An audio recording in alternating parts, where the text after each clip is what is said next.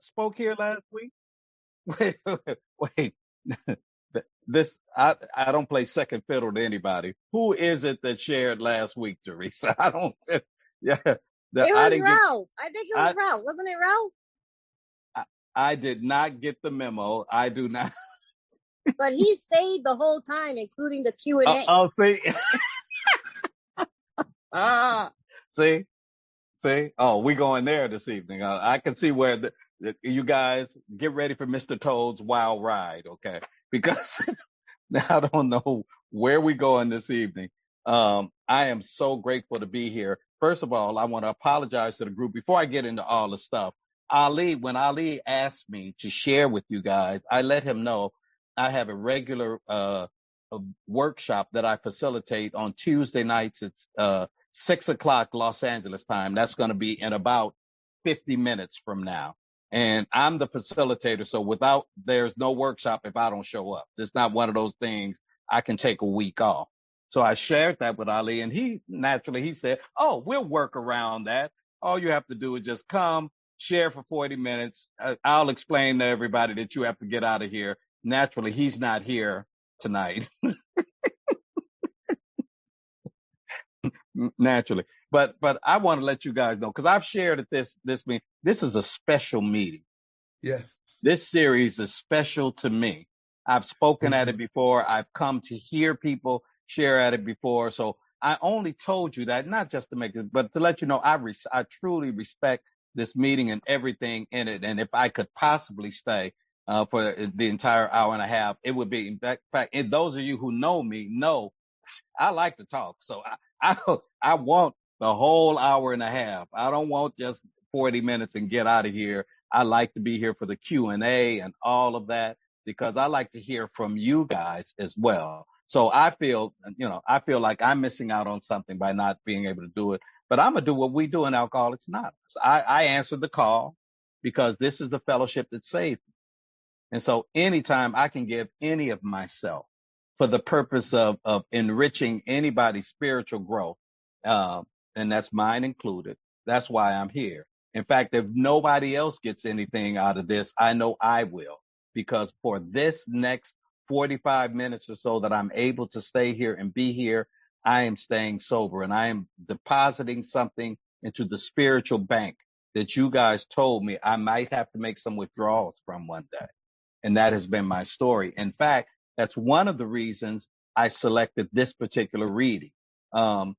Before I share, I want to read the paragraph that I took this from, because just that line, I couldn't have Ali post the whole thing. So I want to read the paragraph, if I could, to you to give it some context and let you know what I'm going to be sharing about this evening. And it actually starts on page 104 of the 12 and 12. And this is how it reads. We discover that we do receive guidance for our lives to just about the extent that we stop making demands upon God to give it to us on order and on our terms. Almost any experienced AA will tell how his affairs have taken remarkable and unexpected turns for the better as he tried to improve his conscious contact with God. He will also report that out of every season of grief or suffering, when the hand of God seemed heavy or even unjust, new lessons for living were learned. New resources of courage were uncovered. And that finally, inescapably, the conviction came that God does move in a mysterious way, his wonders to perform. So I love that paragraph out of the 12 and 12. I love that it informs me about a lot of the way that I've lived over the course of my sobriety. Let me tell you my sobriety date. It's July the 14th of 1986. I have a home group. It's called the Never Too Early Big Book Workshop. We meet every Sunday morning, 9:30 a.m. Pacific Standard Time to 11 a.m. We've been meeting continuously since November of 1987. I have a sponsor. His name is Jerome Scott. and I am a dedicated member of Alcoholics Anonymous. It's probably the most important thing that I could report to you guys this evening is that fact that I am a dedicated, proud member of the fellowship that literally has given me everything. And so with that, I'm going to launch out, and I'm not going to assume that out of these 195 people, I guess it's 194, including me, that you guys know me. So I like to share just a little snippet of what I used to be like, because I think that it's important to qualify in meetings of Alcoholics Anonymous, because we got our girl Allison here who did a phenomenal thing, who came directly out of treatment. She's in a meeting of Alcoholics Anonymous, which is phenomenal, right? I loved her reading of the spiritual experience. I heard the emotion, you know, and I felt that. And so I'm just so happy that she's here. But she might be thinking, well, this guy, I might not be like this guy. He must be somebody, that's special, that's important. Look, they ask him to speak and all this other kind of stuff. I can't, and I know what it feels like when you're new and you're looking at all of us. Best believe, Allison, when I first got to Alcoholics Anonymous, wasn't nobody asking me to speak. It wasn't, there wasn't anybody, mainly because, something, I understand, man, that this disease that had me in its grips, this disease that when I arrived here had literally drained me of life, that had taken every moral and every value that I had been raised with, because I was raised with a lot of morals and a lot of values. It had taken all of them from me. And I was an animal, a savage out there on the streets, because what alcohol did to me, Allison, could not be reported to anybody other than another alcoholic. Still, those are the people that truly understood exactly what I was talking about when I came to the room. And I told them about those despicable, those unforgivable. I thought they were unforgivable. I learned later that they weren't. Right? And that the things that I had done that were unspeakable, I could speak them in Alcoholics Anonymous. The things that had happened to me. There's something about the magic of this fellowship. There's a line in the big. I'm a jump around, y'all, because that's what I'm sorry. They know who they asked to speak. And so in our book, Alcoholics Anonymous, in the chapter called "There Is a Solution," there is a line. There's a paragraph that first describes how prior to Alcoholics Anonymous, chronic alcoholics were unable to find help because the people you would normally turn to help with, the psychiatrists, the wives, the intimate friends, the parents, we didn't feel like we could be completely open and honest with them, because the things that we do, how can you share that with somebody else? How would they understand? But then they have a line in that chapter that says, but the ex-problem drinker who has found this solution, who is properly armed with facts, not about the book, but properly armed with facts about himself, can generally win the entire confidence of another alcoholic in a matter of hours. And while I cannot, Allison, while I cannot prove it, I will posit a theory to you. If I were to be able to sit down with you, we go somewhere to the park, or we go to a quiet place, to a library. We go somewhere where we could just sit and we could just talk for a couple of hours.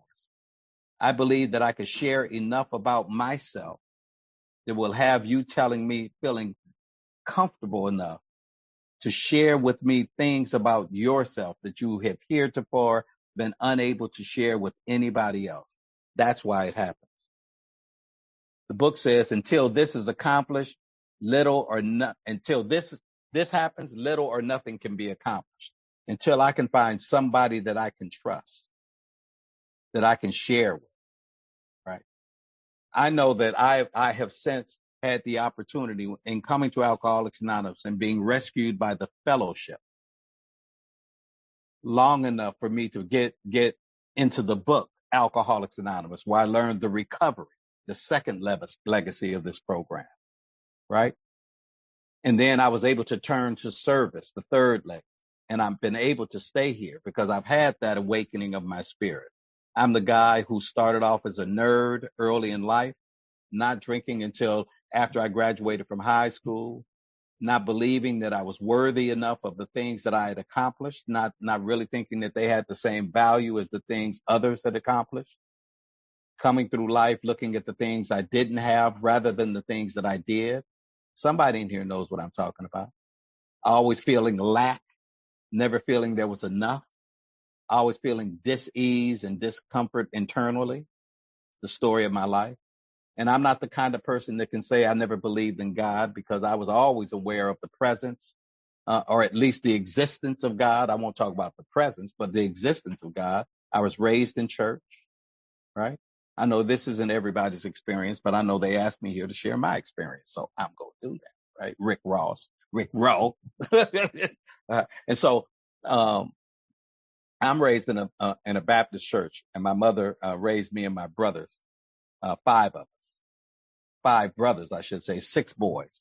And we were raised in church by my mom, single mom, putting my daddy out of the house when I was about 8 years old because of his drunkenness, his irresponsibility. And so, we leaned on the church. My mother really dedicated her life to going to church, except I need to let you know I had resentments against her because of church. And the resentments came because my mother believed in tithing. My mother believed that, and we were poor. And my mother was giving her money to the church. And I'm thinking to myself, I'm selfish and self-centered even back then. And I'm thinking, why are you giving them what we should have? Right. And I hated when my mother would say things like, gotta find a way. Right, Calvin? She always say that. Gotta find a way.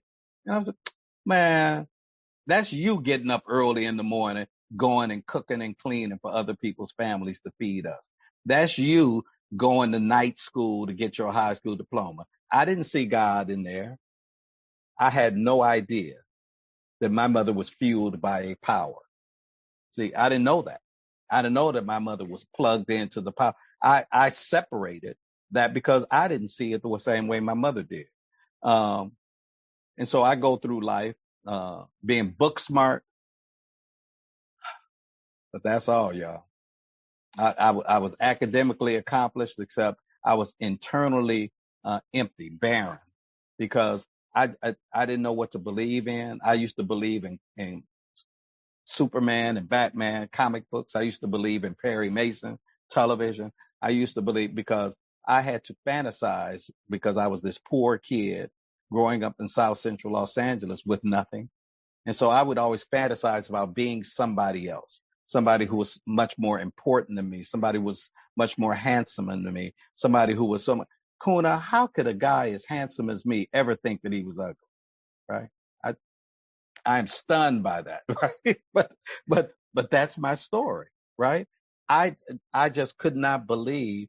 Um, Somebody in here knows what I'm talking about feeling so uh, disconnected so disconnected as I grew up that I always felt like I was not enough.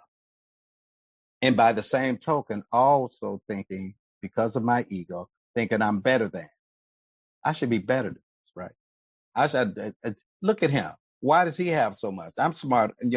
At the same time that I envy, I also look down on. It's crazy kind of thinking, right? So I come through life thinking like that, coming through school. Finally, after high school, I start to drink. And the reason I start to drink is because I'm socially awkward. I don't know how to talk to girls. I don't know how to interact. I don't know how to do anything like that. So I drink so that I can be courageous enough to ask you to dance. That's all. Right. And Calvin, when I started to drink, man, I need to let you know, man, that those fears slipped away, that, I felt like, y'all know about those promises they read after the ninth step. When I started to drink, I felt the promises. I felt like I had a new freedom and a new happiness, Mickey. right? I felt like that didn't have to regret the past nor shut the door on it, right? When I drank, it provided me with the thing that I needed, the spiritual energy that I needed to fuel my life. Unfortunately, however, like Bill W says in Bill's story in the book, uh, the weapon that I forged out of drinking and thinking would later turn around like a boomerang and tear me to shreds because I'm an alcoholic. So what that means for me, just so anybody knows, I'm not an alcoholic because I'm black or because I'm poor, I was poor, or because I grew up in South Central or because my daddy wasn't in the house. I'm an alcoholic because I am bodily and mentally different from my fellows. That because when I drank, I acquired this thing, this allergy to alcohol, this craving that when I drank, I lost control. I lost the ability to control the amounts that I drank. And once I acquired it, it was there and it wasn't going to go nowhere. I couldn't get rid of it, you know. And who, you know, I didn't think that was a bad thing. I just thought my tolerance was high. I just thought that everybody else, they were just punks and stuff. They just didn't know how to do it, right? And so I'm out of control. But then this is the second feature of my disease that makes me an alcoholic. That once having crossed this line and things start to happen to me, where I start to say, maybe I don't need to be doing this anymore. I can't stop. That I might be able to stop for periods of time, but never completely. And my brain won't accept that my body can't do it. And I have no control over the amounts that I take, and I have no control over when or if or how I'm going to do it. I always go back to it.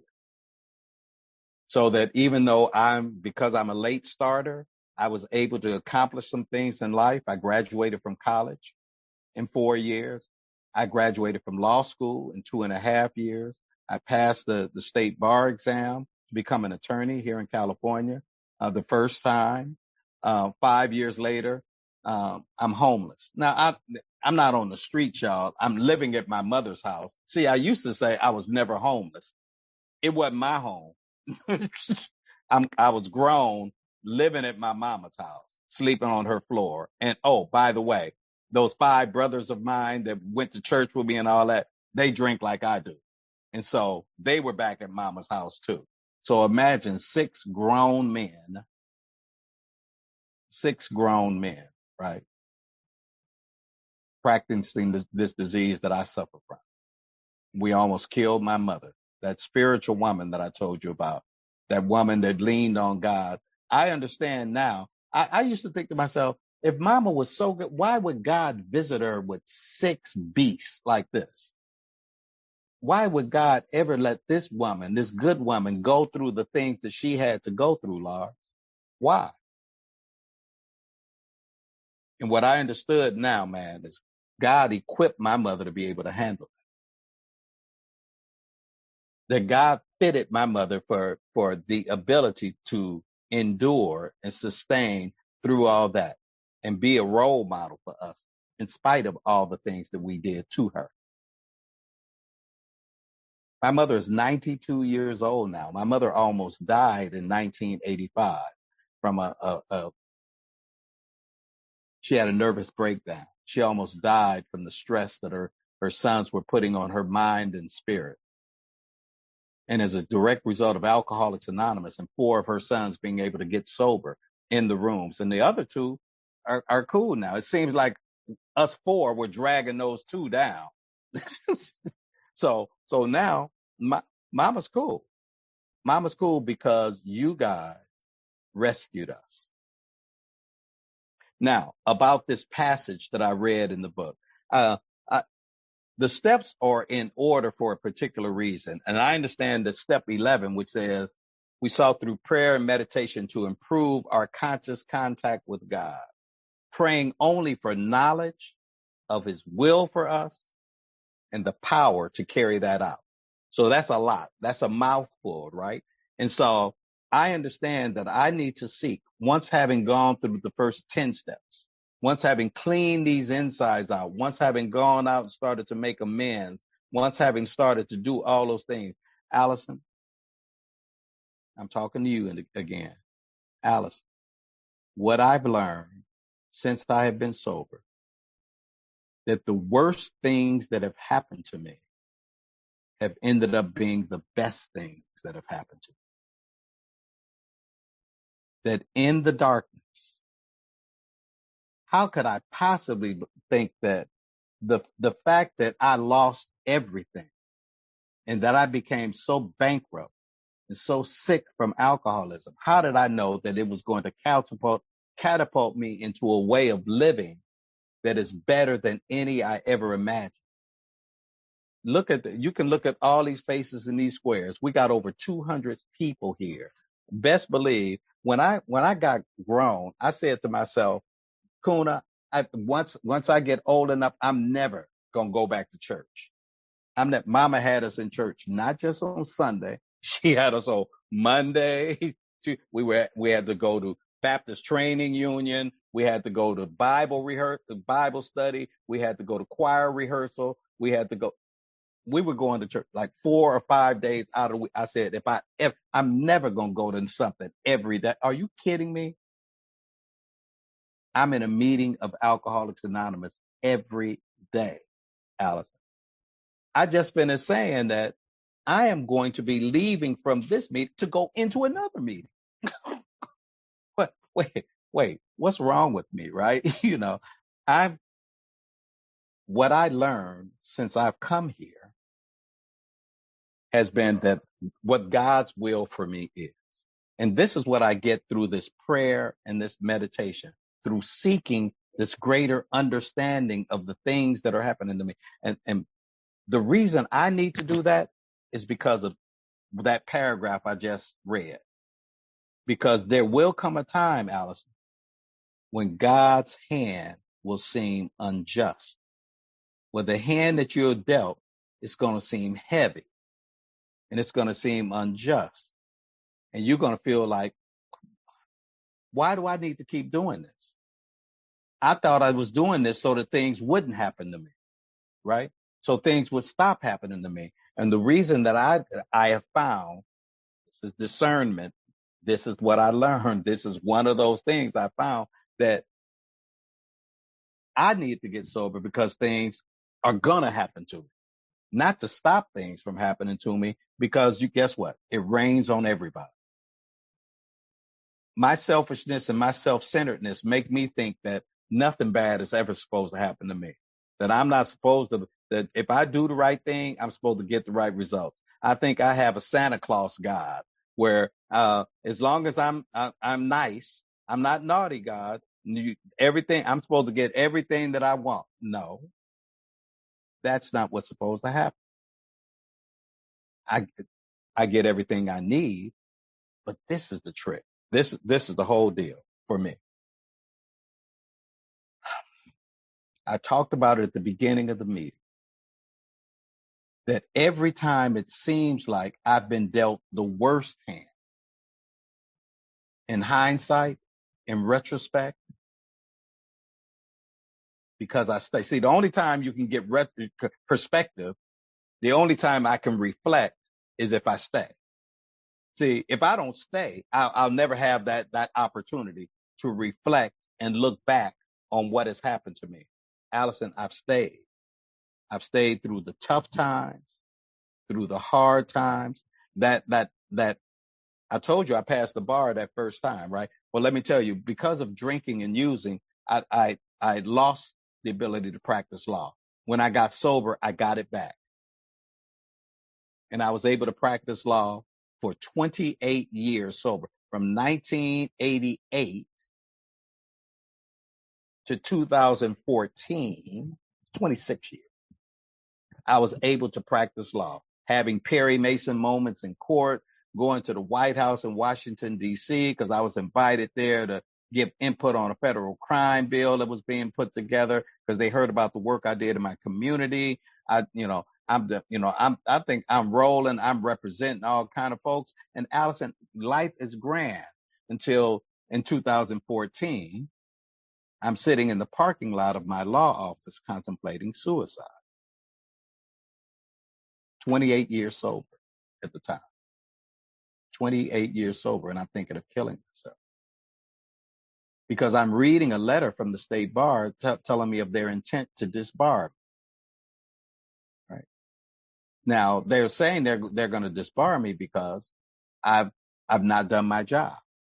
I'm supposed to be watching over a guy who has a business that he embezzled one of the clients' money, $1 million, and I had the responsibility, the fiduciary duty of watching over the business, and I did. I trusted him, and I got lazy, and I didn't do my job. And as a consequence, I'm losing my license, and I'm embarrassed, and I'm ashamed, and I feel guilt like nobody's business. And I got used to people in Alcoholics Anonymous looking at me with pride, with uh, we're so proud of you, Ronald. We're so glad that you got your, and the very thing that we come here to be rid of, ego and pride, unfortunately, we kind of reacquire it as the result of the love given to us by the people in the room. And I am now so concerned with what you think about me because I love y'all. I love y'all so much that I care deeply about what you think about me. In fact, I cared so deeply about it, Becca, that I was sitting in that parking lot thinking about killing myself. And why would I ever think that people in Alcoholics Anonymous would abandon me, would look at me any less because of the things that I'd done? It's all my own thinking. And so I know that this step we're talking about right now, this 11th step, if my belief had not been deep enough and strong enough, because it is only by God's grace that I made it home. It's not by my doing, because in and of myself, I can't face that. By myself, I am unable to face the adversities that are doled out to me like that. And somehow I made it home.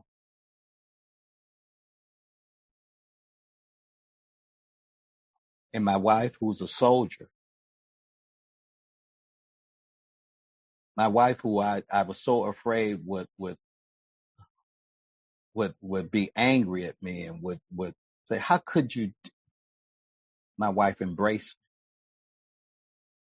And my wife said, honey, we're going to be okay. See, that's God, Allison. That's God. See?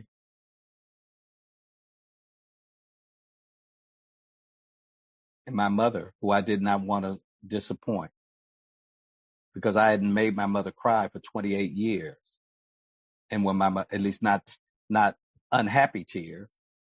And when I told my mother about it, and my mother did cry.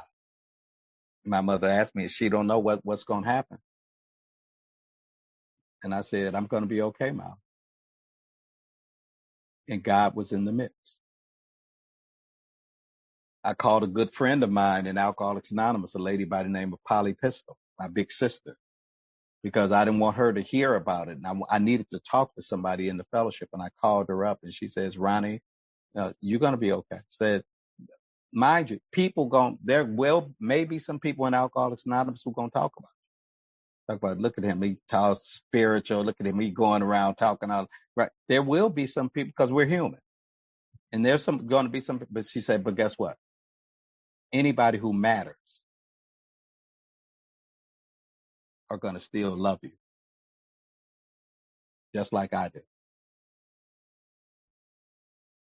I called my brother Ralph, who was traveling as usual to speak somewhere. He said, because I wanted to know, I brought shame on my family name. I care about that. I care about those kinds of things now that I'm sober, right? And he said, Ronnie, it's going to be okay, right? Yeah. And I need to let you know that it was a dark 2 years for me. But looking back on it, I can't tell you that I've ever been closer to God during those 2 years that I did not work. That when I saw the way that my family, my wife, my children rallied around me, that when I saw the way that my sponsees, we lost our house. We lost everything material that we had. my sponsees and other members of the fellowship, they got trucks and stuff. They came to our house and they helped us move to another house that we had found to rent. And it was hard. We almost couldn't make our rent a few months and stuff, and people stepped up and they helped us. Those were dark days for me, but in hindsight, in retrospect, my wife and I grew closer during that time period than we had been in years. Through every dark time that it seems that when the hand of God is seen unjust, where there's been grief and sorrow, I can look back and reflect on it, and it's always been the best thing that could have happened.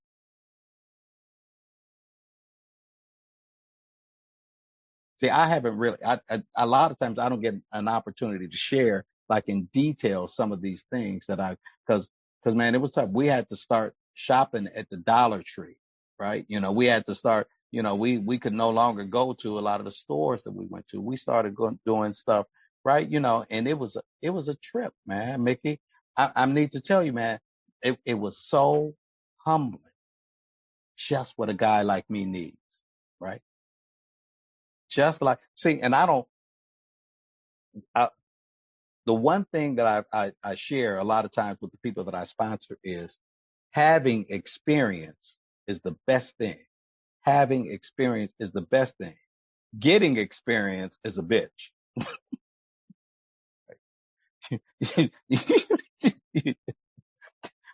you know, when you have it, that's cool. I'm sitting here right now talking about it. Oh yeah, I went through. It wasn't feeling that good when I was going through it. That when I was going through it, man, it's tough. It's tough. And living out loud, I thank God for having trained feet in Alcoholics Anonymous, because I remember they used to tell me, Ronnie, when you looking bad is when you looking good. When you looking bad, because show up anyway. Show up, right?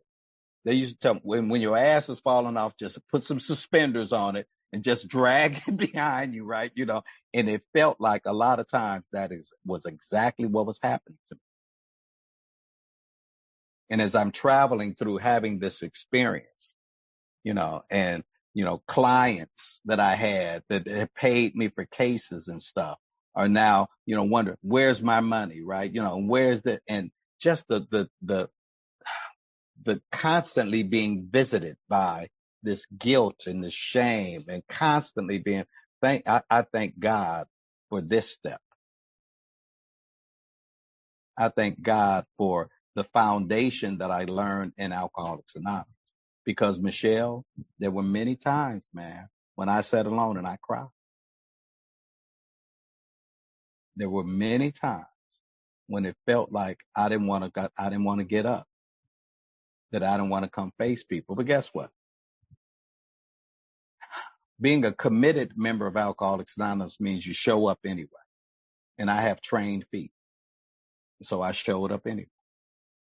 In spite of everything that I felt and everything that I thought, and my head just continuing to beat me up, man, I walked through it. And I'm wondering, I'm 60 years old at the time. I was 60 years old. And I'm wondering, how can I recreate my life now? Who's going to want to hire some 60-year-old dude to do something that he's neither trained nor qualified to do? All I've ever done is practice law. And this disbarment makes me unable to practice law in any way. What am I going to do, Jackie? Right? And at the end of that 2-year dry period, a member approached me and he says, guess what, Brown? He says, I work for a company that's starting up this thing called a sobering center located on Skid Row in downtown Los Angeles. That's where I got sober, on Skid Row. And they said, what we're trying to do is we're trying to help the homeless be exposed to recovery, to inspire them to try to seek treatment. We think you might be good to come work with us. I said, well, I don't have no license. And they said, look, your sobriety is your experience. And for the next 5 years, I got an opportunity to make beds, make meals, take infirmed, disabled alcoholics and walk into a shower with them and wash their backs and wash their feet.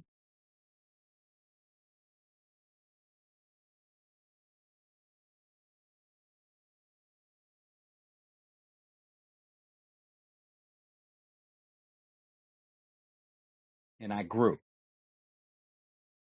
as a direct result of that. If I kept that license, I never would have been doing that, right? If I kept that law license, it's no telling. See, I don't even like to play the guessing game because what is what is. I'm doing exactly what I'm supposed to be doing right now. 2 years before I lost my law license, I was sitting at lunch with my wife uh, in Florida. We were at a convention in Florida, and we were sitting down with a couple that are friends of ours, and I was sharing about how I was tired of practicing law, and I was tired of being a criminal defense attorney, and that was wearing me down. I was getting burned out, and I was wishing I could do something else. Now, I don't know why God has to be so dramatic, right? And and go ahead and okay, I heard you, Ronald, right? Because I think it could not have happened any other way. And seeing it's only that kind of insight that I can gain by doing this prayer and meditation so I can connect the dots. Because see, I'm unable to see what mama was saying if I haven't connected the dots. That God to find a way. And all that stuff that mama was telling me, Calvin, all of a sudden I understand. And I find myself sharing with people I sponsor, people I talk to. God will find a way. People who are going through the most adverse situations, that are going through some of the most incredibly difficult times in their lives and stuff. And God will find a way. I like to believe that my story may be a testament to that. That whenever God's hand is feeling heavy or unjust, that he's just he's just waiting to work a miracle for him. That there's always something around the corner that is much better than that which I've ever envisioned. And they told me, God writes straight and crooked lines. Because I think I'm supposed to be going here, and why am I over here? And that's exactly where I'm supposed to be. That everything that is happening to me has been exactly what's supposed to happen.